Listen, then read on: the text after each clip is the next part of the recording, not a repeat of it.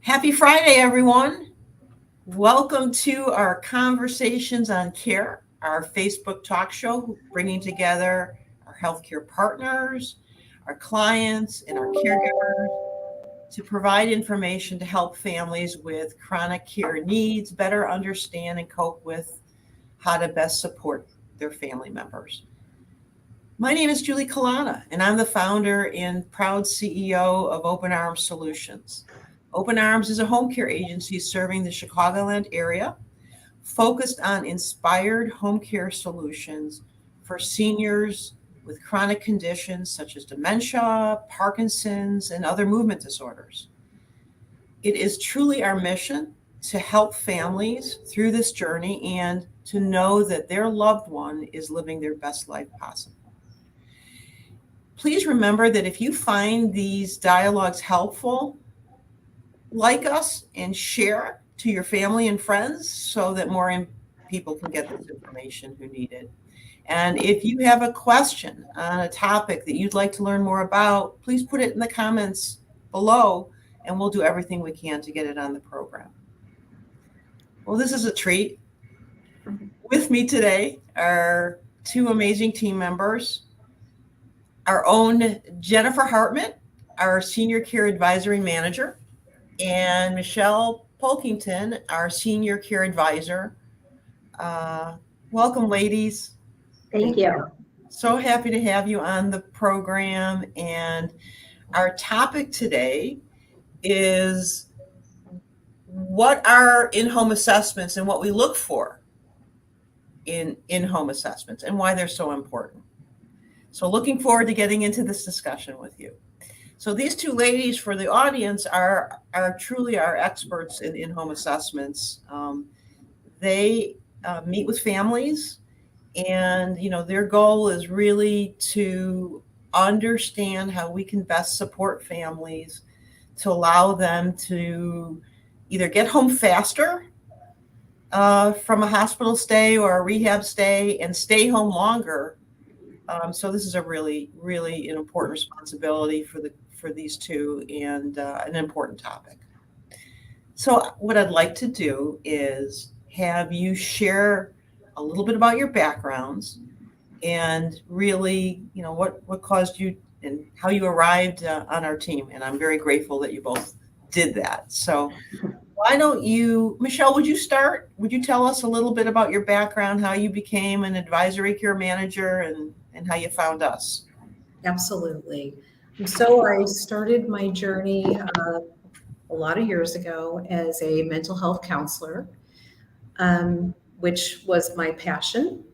And then I did put that on pause for a while to raise my three sons. Life throws you curveballs every now and then, and my youngest was born with Down syndrome. And, you do what you need to do. My focus was obviously on my two older boys, but my youngest son really needed my attention and care. During that time, my mom was diagnosed with Alzheimer's. And I think the universe sometimes puts you right where you need to be because it was meant to be. I was there to care for my mom. I was there to provide emotional support for my dad. But that experience really had a profound impact. And I started asking myself questions. How do I move forward? I want to take these counseling skills with me, but I think I want to pivot. So I started looking at the world of caregiving, and I think like most of us in this industry, we started as a caregiver, which I did.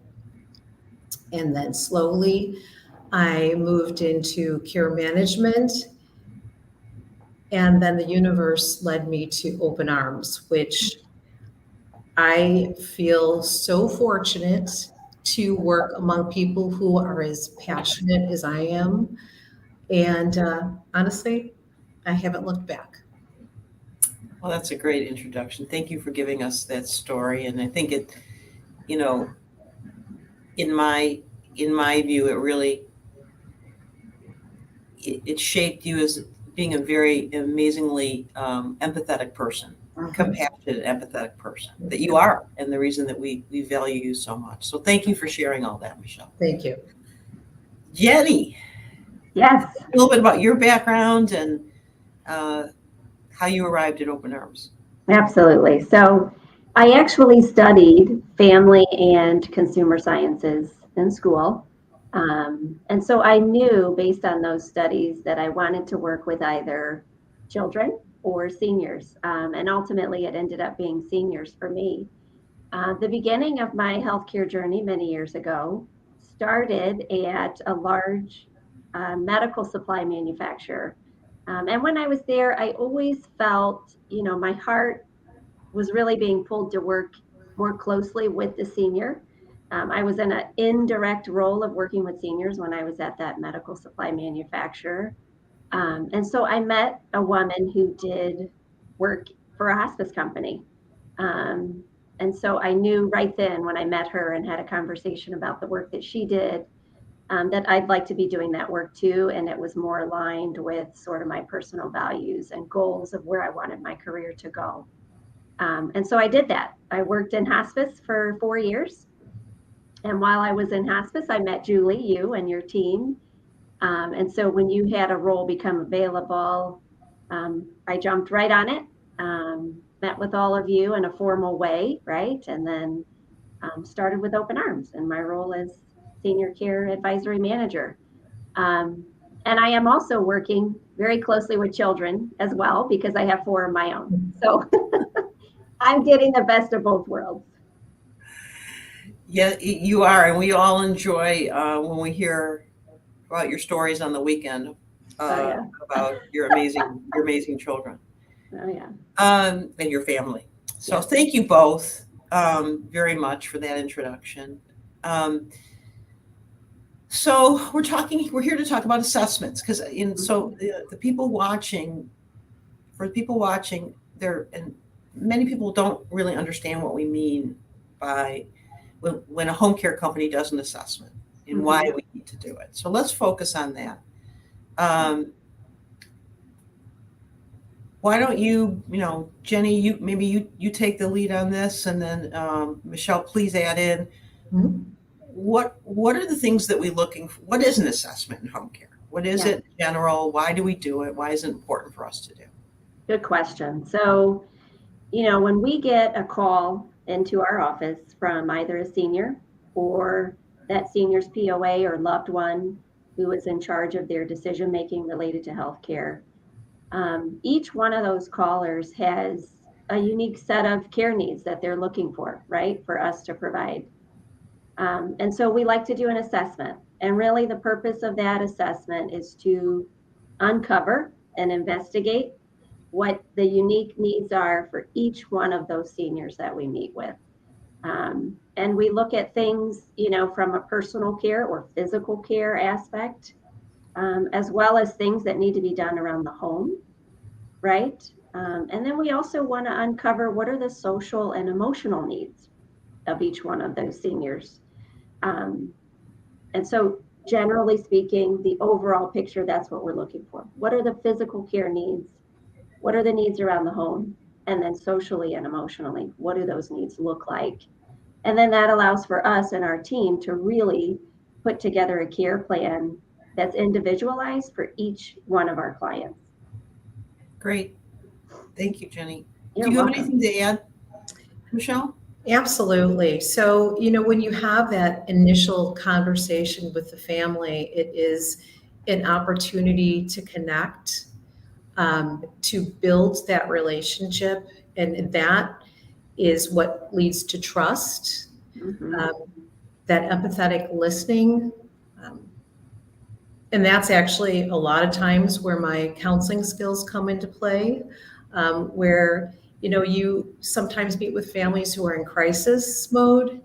Sometimes they're transitioning home their loved one from a hospital setting or rehab, or maybe their loved one is entering hospice, or maybe they're just plain overwhelmed with all of the care needs and balancing their life. So it's an opportunity to take all of that information in as well. And so true, Jenny, that's all a part of the social emotional component. Mhm. And then it's all those fine tuning questions, which Jenny was referring to you get a little bit more in depth on your questions in the assessment process, from health related issues to what really does your mobility issue look like. Mhm. Yeah.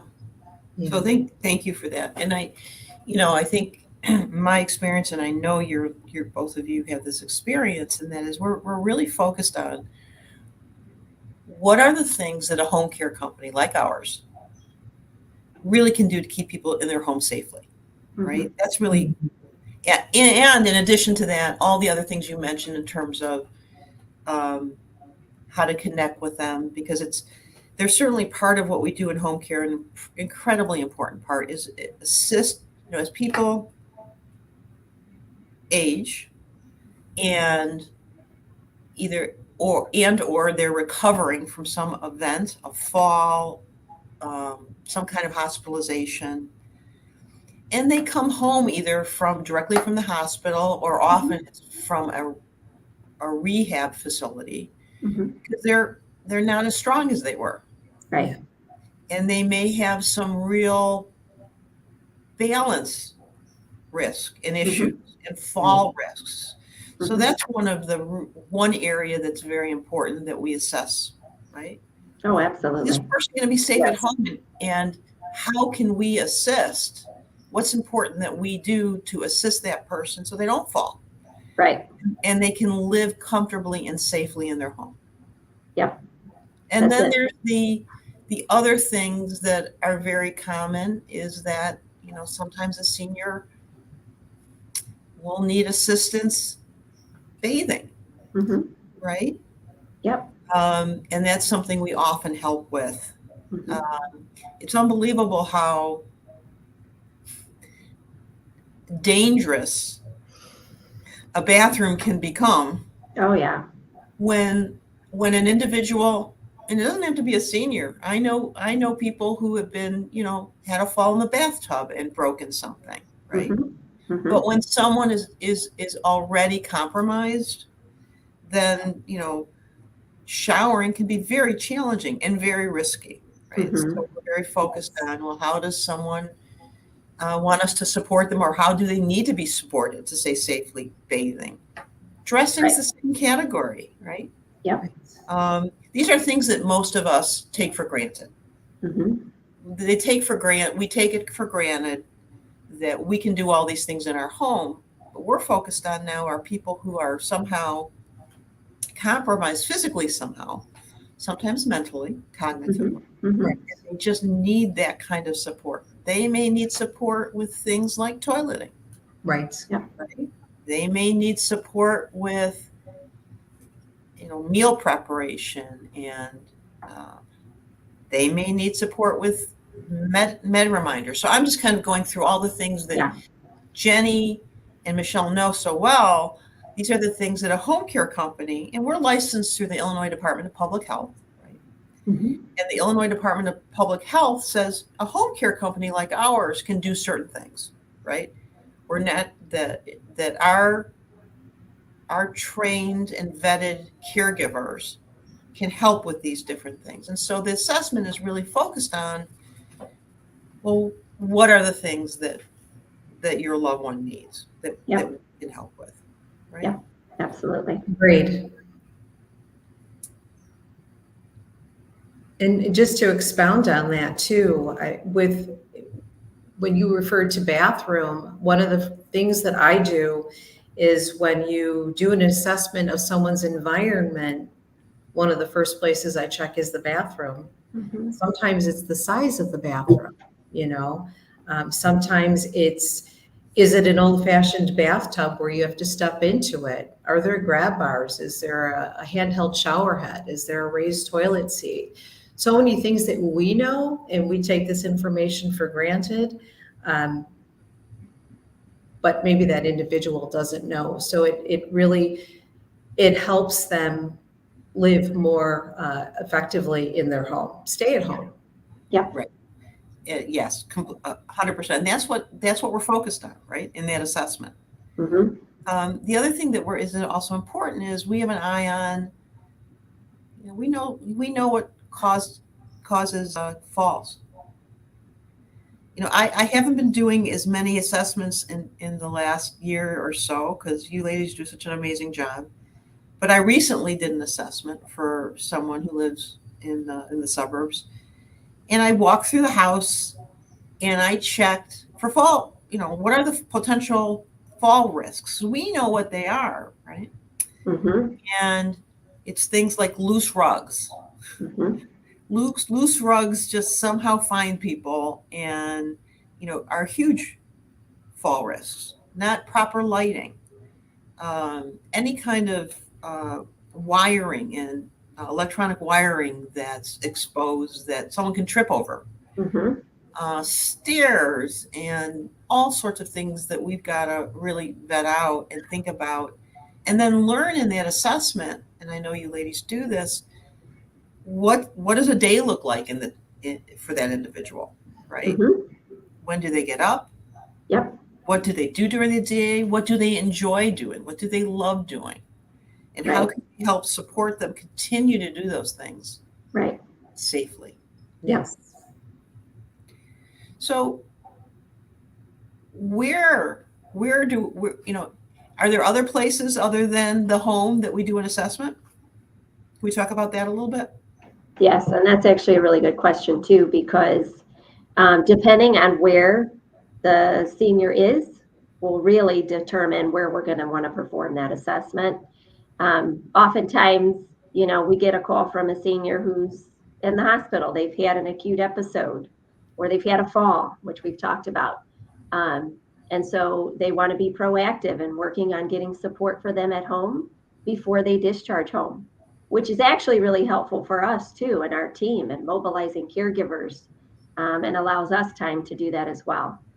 So to answer your question though, Julie, we'll do an assessment bedside at the hospital, right? If the senior's still there.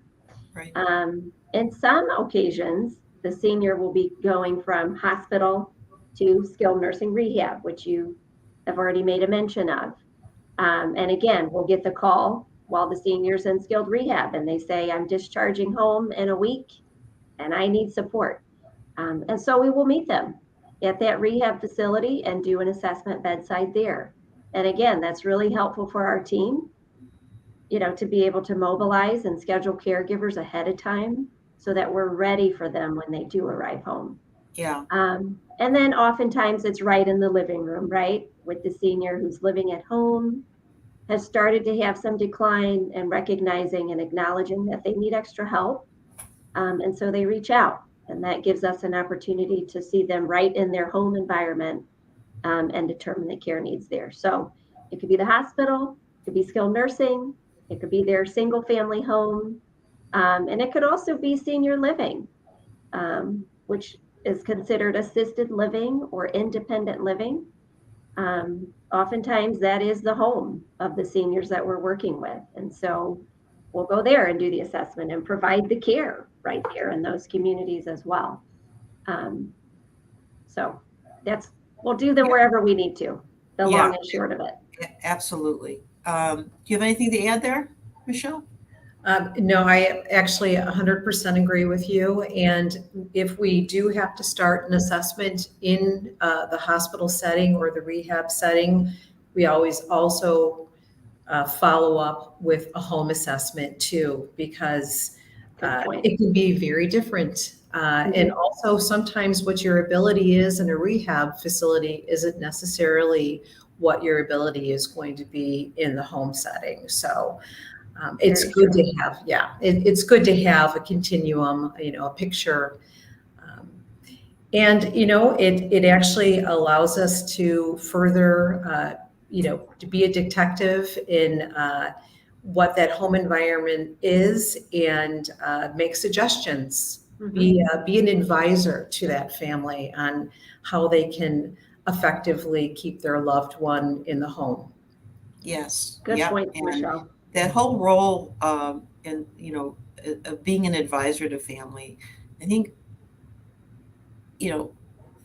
many times families just really don't know all the resources that are available, Right. Mhm. or really can anticipate some of the things that they truly need. So let's talk a little bit more about who should be in the assessment. We've talked about the senior themselves, but let's talk a little bit, who else should be part of that assessment or there during the assessment? Um, I'll take it, Michelle, and then you Sure. chime in, please. So really, the short answer to that would be anyone who is involved, including the senior, in the decision-making related to their health care. We invite them to be a part of that assessment. So that could be family. If it's a senior who maybe has family that does not live locally, oftentimes their care will be managed by what we refer to as a geriatric care manager. And if that is true, we would love to have, that individual present for the assessment. But truly, it's anybody who needs to be involved in helping to make decisions about the senior's care, keeping them safe, and in their home. Michelle, what would you add? The only thing I would add, because I think you said it really well, is that sometimes it's challenging if there isn't someone who's providing support to a family. We have a much larger role sometimes in coordinating care, or coming to or finding a person who we can reach out to who will be an advocate for that person. Yeah. I think we've both experienced situations where someone's alone in this world. Yeah. But I mean, the person in the meeting is, definitely, it's typically going to be family. Sometimes it's a friend. And also geriatric care managers. So. Mm-hmm.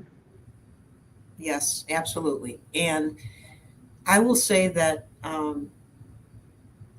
family members sometimes think of things that the senior might not be thinking of. Mm-hmm. Give us additional information that's incredibly important so we can say, oh, you know what? Is your mom or dad getting home health right now? In home health, it's very confusing, and we've talked about this before. We've had this as a topic. What I'm talking about is not what we do in home care, but home health meaning a skilled nurse coming in to help with nursing needs, an occupational therapist or a physical therapist or a speech therapist. Often times those are available to seniors through Medicare, Mm-hmm. and can be incredibly important part in a partnership to what we do to Mm-hmm. keep people safely in their home. Mm-hmm. So we can ask questions about that, and sometimes the seniors can really help, the family members can help fill in the blanks there. Mm-hmm. Sometimes seniors who are very independent can do that themselves, but they're thinking about a lot of different things. Mm-hmm. And it's like, it's a team, it's a family team where if you have other people there, they're thinking about, oh, okay, what's at home right now? What will mom or dad need? Mm-hmm. Do we need to get a hospital bed in? So we might need to refer a durable medical equipment company in. Mm-hmm. Mm-hmm. What are some other things? I know, Michelle, you both think about this a lot. There's information that we get, and it's really our goal to be an advisor, because we can't do everything that a senior needs in the home, but I know we all feel that we want to ask the questions so we know what to advise the family on in addition to the home care they need. Can you talk a little bit about that, Michelle? Absolutely. What I find in this role is you tend to work as a team with people who are outside of Open Arms. You start to develop a group of people who, in some cases, you're sometimes working with a hospice nurse because this person has, begun the hospice process. You are working again with possibly a geriatric care manager, home health. Maybe this person just transitioned home from the hospital And again, it is confusing. That person would have home health, which would, allow them a couple of nursing visits a week usually, and some larger equipment like hospital beds. But they need sometimes help coordinating that team of people, that team of support. So I find myself talking to professionals outside of Open Arms to make sure that, our clients are getting the care that they need. Great. Thank you. Well said. Mm-hmm. So now, what do we do with all this good information? So we get an assessment, we go in the home, we gather, the support needed. Jenny, can you talk a little bit about what we do next? Yeah, I'll talk a little bit about it. And I would also invite Michelle's comments here, only because she's very much involved in the Absolutely. care coordinating and the care planning. But so we gather all of this information. We're a detective, like Michelle has mentioned.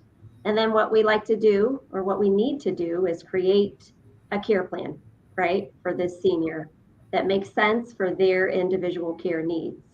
And then we want to make sure we're preparing the caregiver to deliver those needs, so that we're setting up a success for, and most importantly, the client, but also the caregiver, right? We want them to be able to deliver on the needs that we have determined based on that assessment. And those needs could change, right? Because, right, that often will happen. Michelle, do you want to talk a little bit about that? Yes, absolutely. And I 100% agree with you. It's setting the caregiver up for success so they can effectively impact this person's life, right? Right. That's the goal.